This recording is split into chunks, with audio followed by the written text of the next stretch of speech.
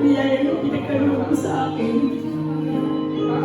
Ayan, at dahil po ang 77th ang birthday po today ng ating pong si Ma'am Cory, ating pong awitan ng isang happy birthday.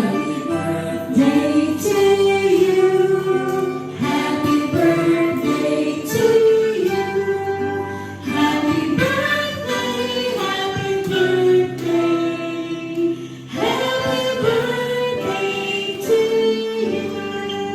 Ayan, isa pong malakas na pabilis.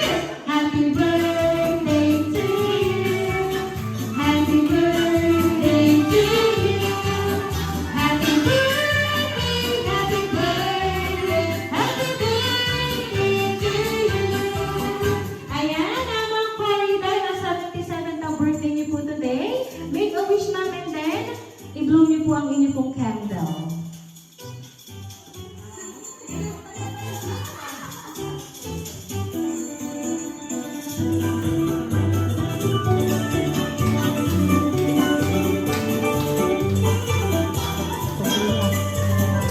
Ayan, ma'am, pwede niyo pong i-blow ang candle, ma'am. Ayan, so Ma'am Cory, once again po, happy birthday!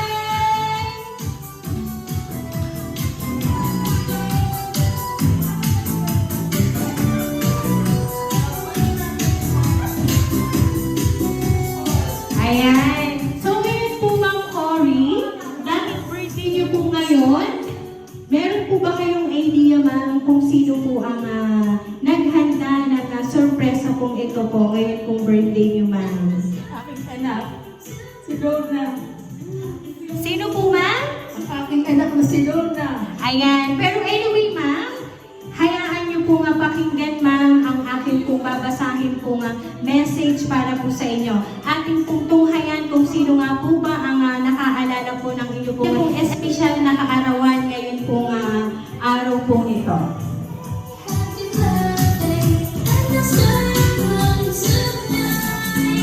Dear Inay, happiness birthday po sa inyo. Maraming salamat sa Panginoon sa 70 ng taon na binigay niyo sa inyo. Napakaswerte po namin dahil nandyan kayo. The most inspirational and strong woman we know. A woman, a wife, a mother that we never heard a bit of a complaint about life. You are a woman who just carry on and just move forward to the journey of life. You are the best, Inay. Enjoy your birthday. Enjoy every minute of the day. Enjoy life to the fullest.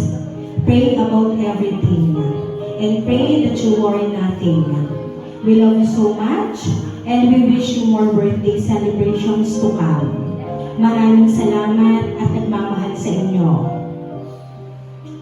Love, Lorna and Marlon, Oli and Raquel, Rudel and Maris, Lori and Percy, Nikki and Ruskin, Yani and Lorene, Cyril, Keldrick and Cristel, Kayla and Angel.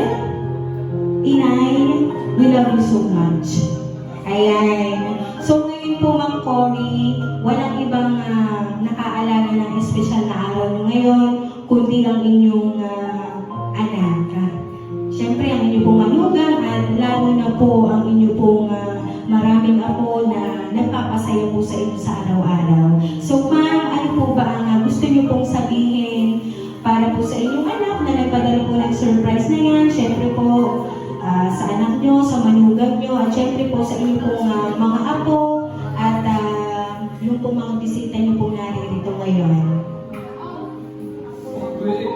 Lorna.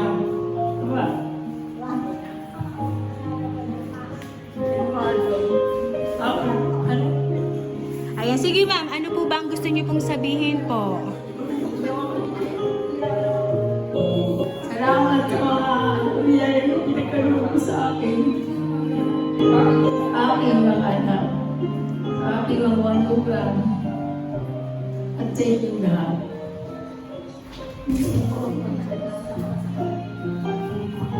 Ayan, sabi nyo nga po ma'am, hindi kayo makapagsalita dahil alam namin ma'am, at ramdam po namin ma'am ang inyong sobrang galak na kasiyahan ngayon po kayo ay isinurprise na naman ng inyong pong mga anak, ng inyong manugang mga apo.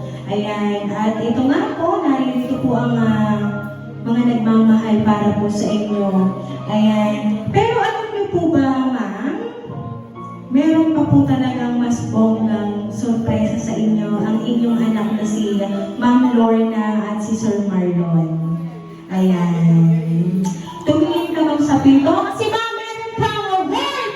77,000 pesos! Ayan! Happy birthday, Ma'am! At syempre, Ma'am, meron din pong hatid na regalo para po sa inyo.